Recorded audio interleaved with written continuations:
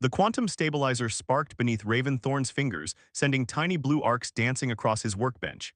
Outside his family's workshop, the eternal red dust of Helios 9 swirled against the dome shields, but inside, precision was everything.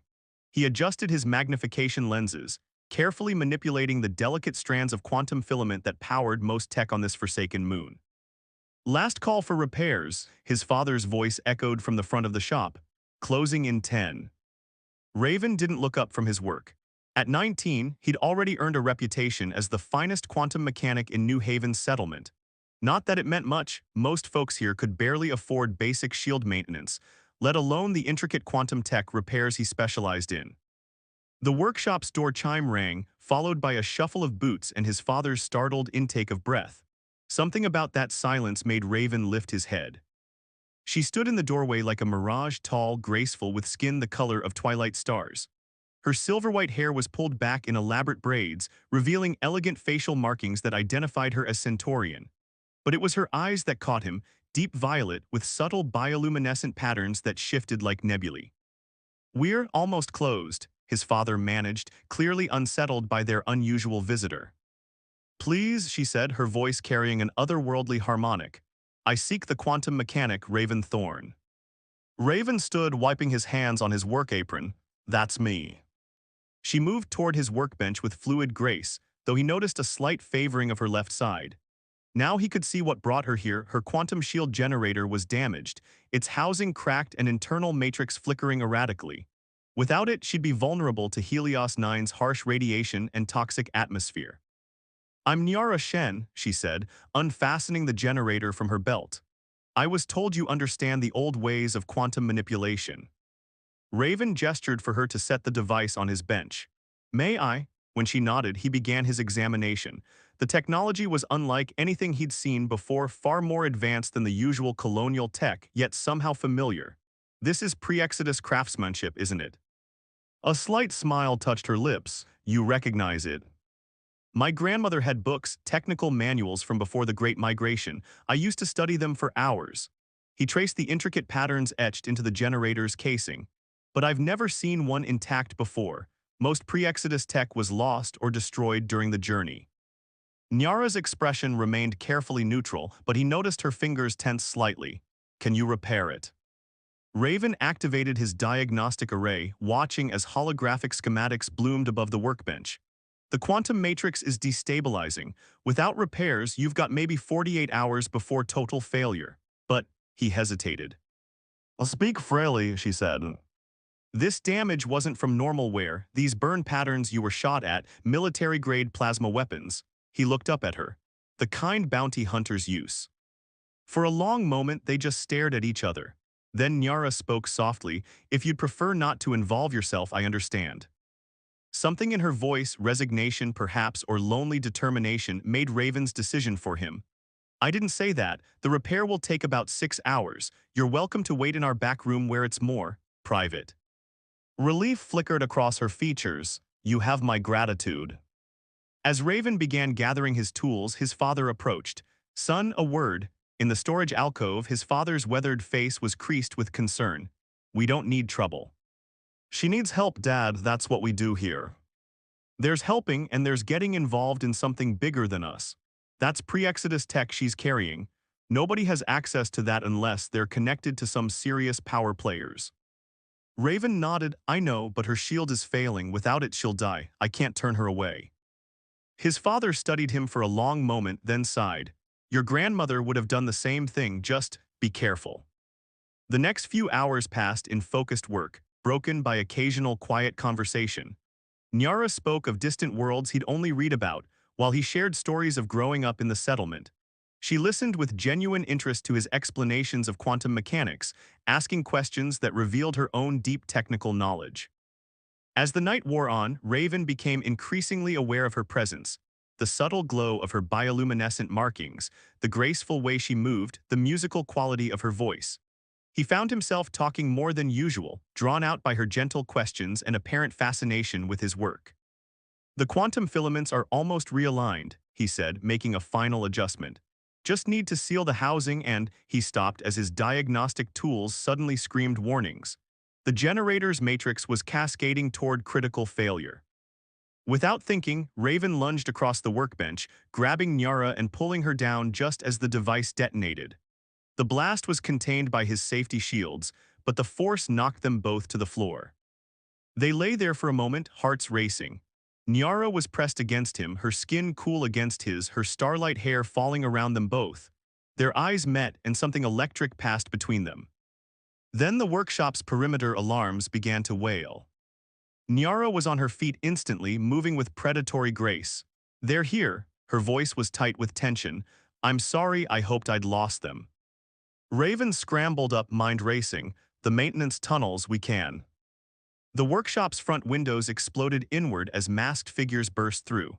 Nyara moved like liquid lightning, her martial arts beyond anything Raven had ever seen. But she was outnumbered and without her shield. He didn't stop to think. Raven grabbed the quantum pistol he kept under his workbench, strictly for defense against thieves, never fired outside of practice, and took aim at the nearest attacker. The world dissolved into chaos of plasma fire and breaking equipment. Somewhere in the midst of it all, Nyara's hand found his, pulling him toward the back exit. They ran together into the howling dust storm, and Raven knew his life would never be the same. Behind them, New Haven settlement's lights faded into the red haze. Ahead lay only questions, danger, and the growing certainty that fixing her shield had been more than just another repair job. It had been the beginning of something far more complex and far more remarkable than either of them could have imagined. Dawn broke over the crystalline wastelands of Helios 9, painting the sky in shades of burnt orange. Raven and Nyara huddled in the relative safety of an abandoned mining outpost, its walls still humming with residual quantum energy that helped mask their presence. Raven's hands trembled slightly as he worked on salvaging components from his portable repair kit, trying to construct a makeshift shield generator for Nyara. The events of the past 12 hours felt surreal, his family's workshop destroyed, his quiet life shattered, all because he'd chosen to help a mysterious woman with ancient technology. "Your father," Nyara said softly, watching him work. "Will he be safe?" "Dad's smarter than most give him credit for. He'll have activated our emergency protocols and gone to ground with Mom." Raven adjusted his magnification lenses, carefully binding quantum filaments together. "But you still haven't told me who those hunters were or why they want you so badly." Nyara's bioluminescent markings pulsed with what he was learning to recognize as anxiety. "The truth may put you in more danger." "I think we're past that point." He looked up at her. "Those weren't ordinary bounty hunters. Their tech was military grade and their tactics were too organized." She was quiet for a long moment, her violet eyes studying him. Finally, she spoke. "What do you know of the Shen dynasty?" Raven's fingers stilled. Everyone knew that name, the most powerful Centaurian noble house, rulers of the Proxima colonies. They were overthrown in the Liberation Wars, weren't they? The entire royal family was supposedly killed. "Not all of them," Nyara's markings dimmed. "I was 6 when the revolutionaries came. My mother, the queen, had me placed in a quantum stasis pod and smuggled away. By the time I emerged, 15 years had passed and everything had changed." The implications hit Raven like a plasma burst. "You're the lost princess, the one they never found." "The last heir to a dead dynasty." Her laugh was bitter. "The revolutionaries still hunt for me, fearing I might try to reclaim the throne, but they don't understand I want nothing to do with power or politics. I only want—" She trailed off. "What?" Raven asked softly. "To live, to choose my own path, to not be defined by a birthright I never asked for." Before Raven could respond, his jerry-rigged scanner chirped a warning. "Someone's coming," multiple signatures moving fast. They pressed against the wall, watching through a cracked window as a convoy of hover vehicles approached through the crystalline formations. But instead of the sleek military craft of their pursuers, these were battered trading vessels, marked with the distinctive symbols of the Drift clan. "Scavengers," Raven whispered. "They range the wastelands, trading and salvaging. My workshop did repairs for them sometimes." Nyara tensed as the convoy drew closer. "Can they be trusted?" "The Drift clan has no love for authority and they honor their debts. If we can convince them to help us," he hesitated, "but they'll want something valuable in return." A slight smile touched Nyara's lips. "I may have something they'd find interesting." She pulled a small quantum crystal from a hidden compartment in her boot. Even in the dim light, its complexity was apparent, layers upon layers of stored data, glowing with potential. What is that? Pre-Exodus navigation charts. The locations of lost colonies, hidden resource caches, ancient technology, worth a fortune to the right buyers. Raven stared at her. You're willing to trade that for help. It's only data, some things are more precious. Her violet eyes met his and his heart skipped. The moment was broken by the sound of engines powering down. The Drift Clan convoy had stopped just outside the outpost. A figure emerged from the lead vehicle, tall, wrapped in the protective layers typical of wasteland travelers. "Come out, quantum mechanic," a familiar voice called.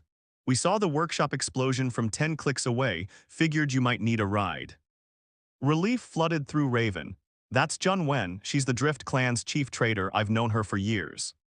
But as they stepped out of hiding, the situation suddenly shifted. Jun's hand dropped to her weapon, and other clan members emerged with guns drawn. "Sorry, boy," Jun said, genuine regret in her voice. "But there's a bounty on your friend there that would set us up for life, nothing personal." Nyara moved with liquid grace, placing herself between Raven and the traders. Her voice carried the unmistakable command of royalty. "Before you make a terrible mistake, you should know that I carry something far more valuable than any bounty." She held up the quantum crystal, letting its ancient data patterns shimmer in the dawn light.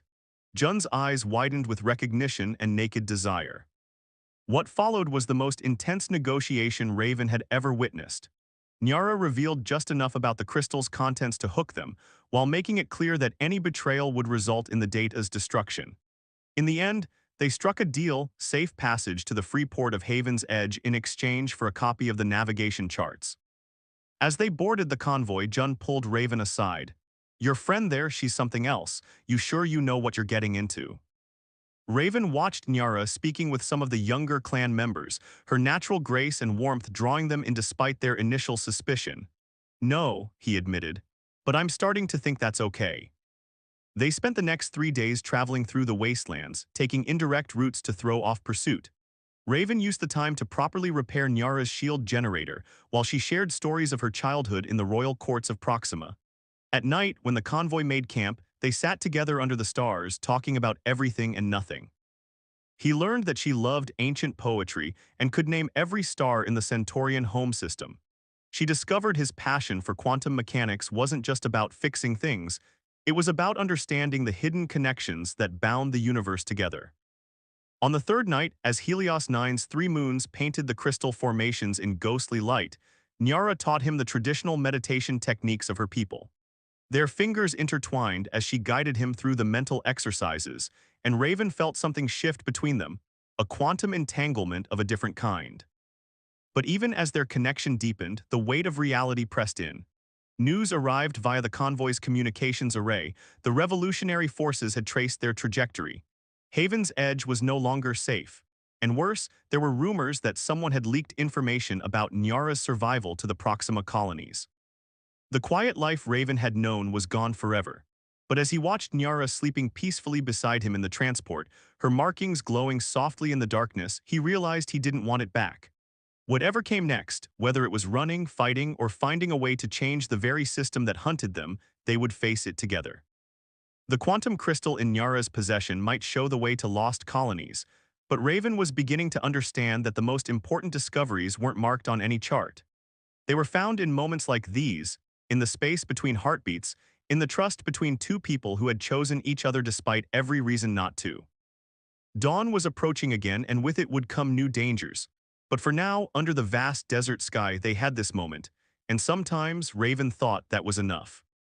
The quantum scanner in Raven's hands chirped an urgent warning as the massive dust storm rolled toward the Drift Clan convoy.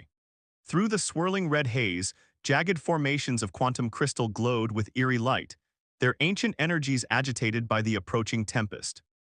"We need to find shelter," Jun called from the lead vehicle. "This is a big one, Category 5 at least."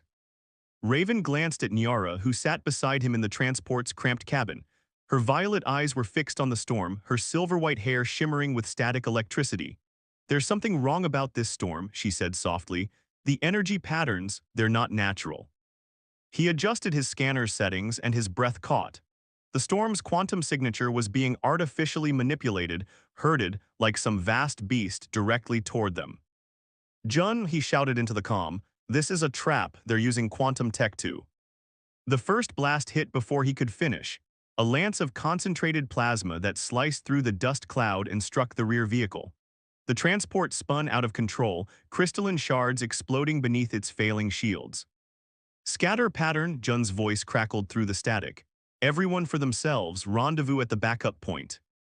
Their driver, a young Drift Clan member named Koros, yanked the controls hard right, sending them careening between towering crystal formations. Behind them, more plasma fire lit up the storm like artificial lightning. "Those are Proximan military ships," Nyara said, gripping her seat as they swerved to avoid another blast. "Elite hunters, they must have predicted our course." Raven's mind raced. The hunters had them at a disadvantage, better ships, better weapons, and the storm itself as a weapon. Unless... "Koros," he called to their driver, "how close can you get us to the crystal formations?" "Close, those things will tear through our shields like paper." "Trust me, I have an idea." Nyara caught his eye, understanding dawning in her expression. "The quantum resonance, you're going to try to overload their navigation systems," he finished. "But I'll need your help. Your shield generator, it's still tied to the old Proximan quantum networks, isn't it?" A smile touched her lips. "Just tell me what you need." What followed was the most dangerous improvisation of Raven's life. As Koros steered them through the crystal maze, Raven and Nyara worked in perfect synchronization. He modified his repair tools to amplify the quantum signals from her shield generator, while she used her royal access codes to create a feedback loop in the Proximan targeting systems. The crystals around them began to sing, their frequencies rising to a pitch that made their teeth ache. Behind them, the first hunter ship lost control, its quantum navigation systems overwhelmed by the cascading resonance. It plowed into a crystal spire, exploding in a shower of plasma and crystalline shards. But their victory was short-lived. A massive bolt of energy struck their transport's engine housing, sending them into a spiral. Koros fought the controls, but they were going down. "Brace for impact," he shouted. The crash should have killed them, but somehow, through either luck or the protection of Nyara's ancient shield technology, they survived. The transport lay broken in a crystalline canyon, its systems dead, but its occupants mostly intact. "Everyone out," Raven coughed, helping Nyara through the twisted hatch. "The shields are gone, we need to find cover before the radiation hits." They stumbled through the storm, half-blind in the swirling dust. Koros had injured his leg in the crash, forcing them to support him between them. The hunters would be searching for survivors, and their own protection from Helios 9's harsh environment was failing. Just when it seemed hopeless, Nyara stopped. "There," she pointed to a nearly invisible crack in the crystal wall. "I can feel quantum energy, old energy, coming from inside." The crack led to a tunnel, and the tunnel opened into something impossible. A pre-Exodus shelter, its ancient systems still humming with power. The walls were lined with quantum technology far more advanced than anything in the colonies, and strange symbols glowed with soft light. "This is a waypoint," Nyara breathed, her markings pulsing with excitement. "My people built these during the first colonization wave. They were meant to be sanctuaries in emergency." As if responding to her presence, the shelter's systems activated fully. Healing fields enveloped Koros's injured leg, while environmental shields sprang up to protect them from the radiation outside. But it was the data terminal that drew their attention, specifically the message waiting there. "It's from my mother," Nyara said, her voice thick with emotion. "She left this for me knowing I might someday find my way here." Her fingers traced the ancient controls. "There's more coordinates, security codes, lists of loyal supporters still hidden in the Proximan courts." "Your mother planned for everything," Raven said softly. "Not everything," she turned to him, her violet eyes intense. "She couldn't have planned for you." Before he could respond, the shelter's proximity alerts chimed. The hunters had tracked them and now gathered outside, preparing to breach the entrance. But as Raven looked around at the ancient technology surrounding them, a plan began to form. The waypoint systems were designed to protect Centaurian royalty, and they had a princess in their midst. If they could merge Nyara's shield technology with the waypoint's defensive systems. "How much do you trust me?" he asked her. "With my life," she replied without hesitation, "with everything." Together, they began to work, racing against time as their pursuers drew closer. The quantum mechanics involved were beyond anything Raven had attempted before, but with Nyara's knowledge of her people's technology and his understanding of energy manipulation, they might just have a chance. Outside, the storm raged on and their enemies gathered.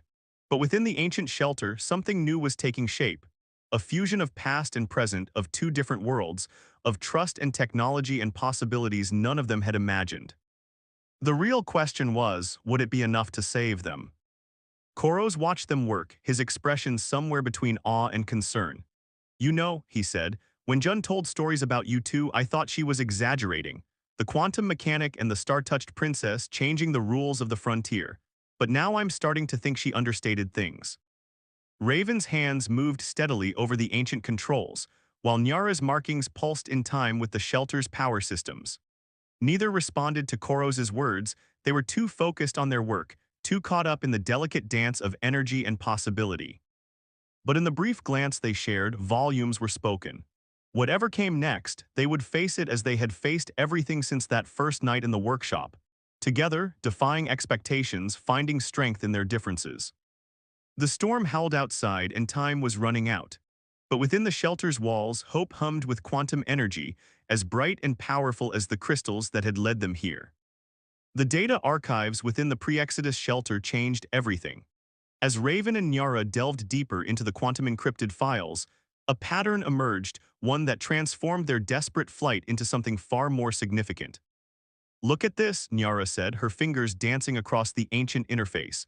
"The revolutionaries who overthrew my family, they weren't just fighting against monarchy, they were after this." She brought up schematics for a massive quantum network, far more advanced than anything currently in use. Raven studied the technical specifications with growing amazement. This isn't just communication technology. This is consciousness transfer, reality manipulation, the ability to reshape matter itself. "My ancestors built it," Nyara's voice was soft. "But they sealed it away, believing humanity wasn't ready. The revolutionaries learned part of the truth and assumed we were hoarding power for ourselves. And now they're trying to find all the pieces." Raven's mind raced. "That's why they want you, not just because you're the heir, but because your quantum signature, your very DNA, is probably keyed to the network's security protocols." A distant explosion rocked the shelter. The hunters outside were getting closer to breaching their defenses. Koros, who had been monitoring their security systems, called out, "Whatever we're going to do, we need to do it fast." Nyara's markings pulsed with determination. "There's a research facility on the dark side of Helios 9. The coordinates were in my mother's message. If we can reach it, we might find a way to protect this knowledge, to use it the right way. Or destroy it," Raven added quietly, "if it's too dangerous to exist." Their eyes met, understanding passing between them.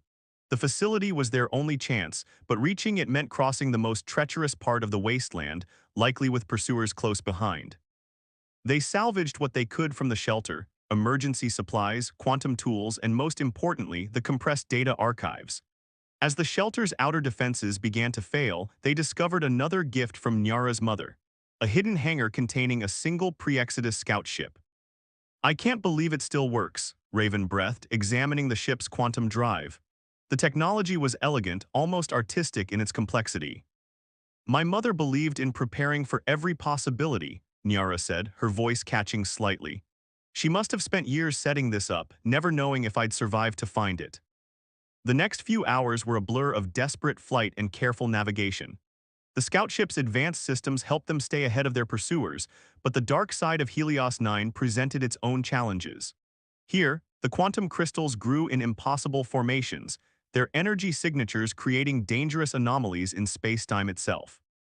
Koros proved invaluable, using his Drift Clan experience to help them plot a safe course through the crystal maze. But as they approached the coordinates of the research facility, something strange happened.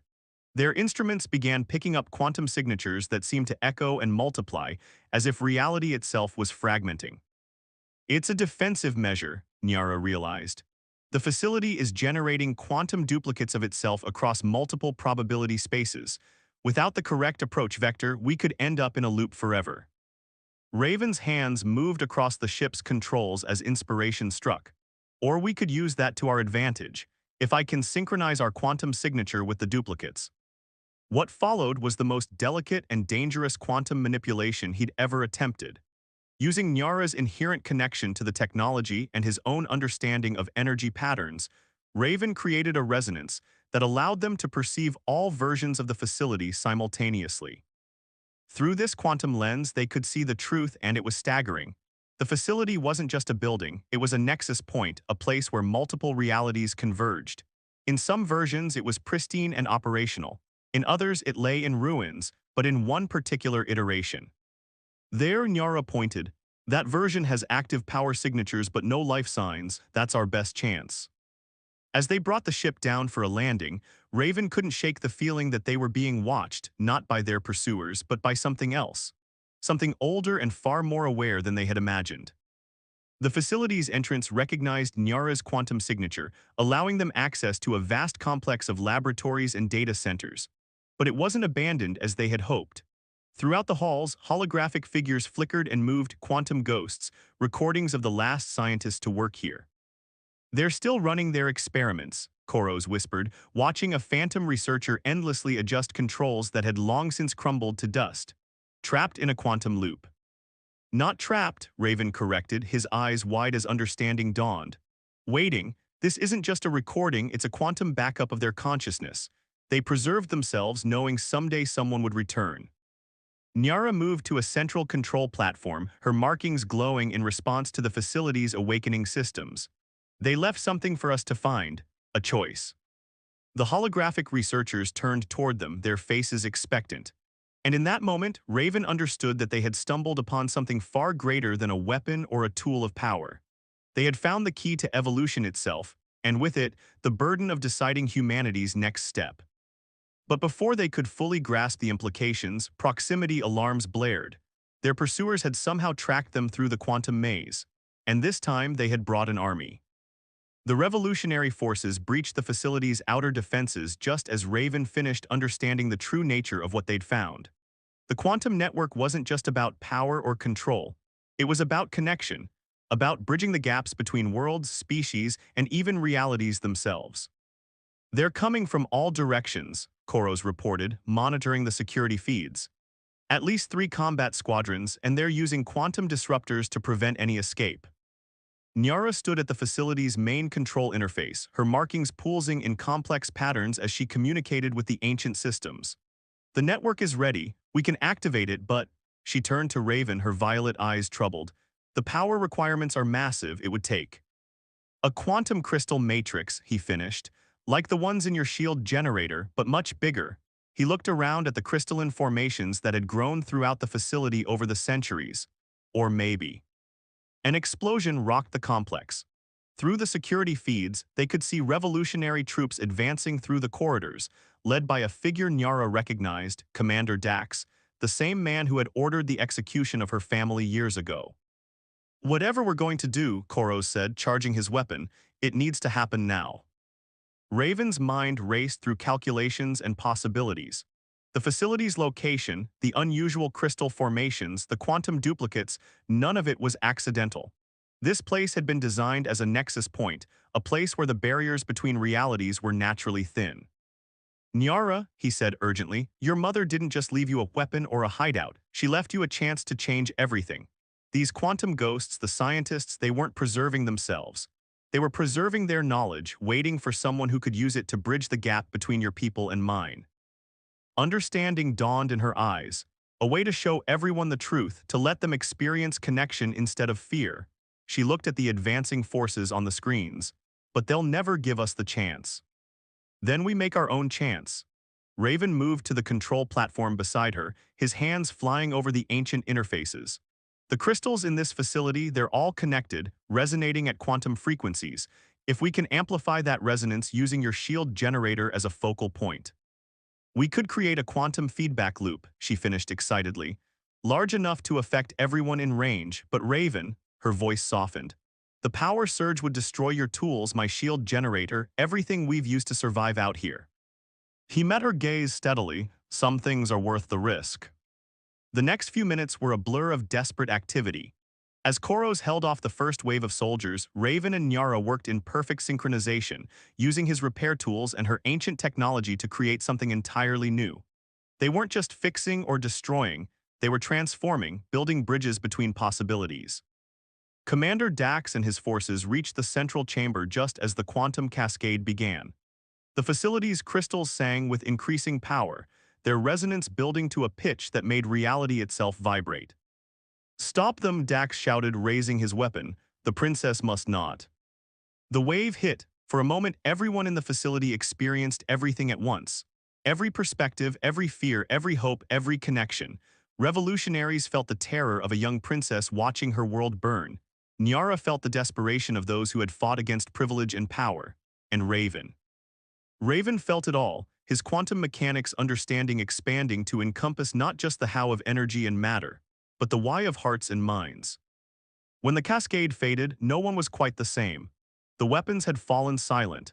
Commander Dax stood frozen, tears streaming down his face as decades of hatred and certainty crumbled in the face of understanding. "What did you do?" he whispered. "What my ancestors should have done centuries ago," Nyara said quietly. "Shared instead of hidden, connected instead of divided." The facility's systems were burned out and the quantum ghosts had faded, their purpose finally fulfilled. But something new hummed in the air: possibility, hope, the beginning of a conversation centuries overdue. In the days that followed, everything changed. The revolutionary forces withdrew, their certainty shaken by what they had experienced. The Drift clans spread the story across the frontier, the tale of a quantum mechanic and a princess who had turned ancient weapons into bridges. Nyara chose not to reclaim her throne, but instead worked to establish new connections between humans and Centaurians, using the lessons learned from the quantum network to build understanding instead of walls. And Raven, he kept fixing things but differently now. Each repair was a chance to bridge a gap, to connect what was broken not just in machines, but in the hearts and minds of those who used them. One evening, as Helios Nine's three moons rose over the crystalline wastes, Raven and Nyara stood together at the entrance to their new workshop. The sign above read Quantum Solutions in both human and Centaurian script. "Do you ever miss it?" he asked. "The old technology, the power your family once had." Nyara's markings glowed softly in the gathering dark. "Some things are worth letting go," she said, taking his hand, "to hold on to something better." Around them, the quantum crystals sang their eternal song, but now it seemed less lonely. It was a song of connection, of bridges built and barriers broken, of a future where understanding was the greatest power of all. And in the end, that was the real revolution, not the overthrow of a dynasty or the discovery of ancient technology, but the simple, profound truth that the strongest bonds are quantum entanglements of the heart.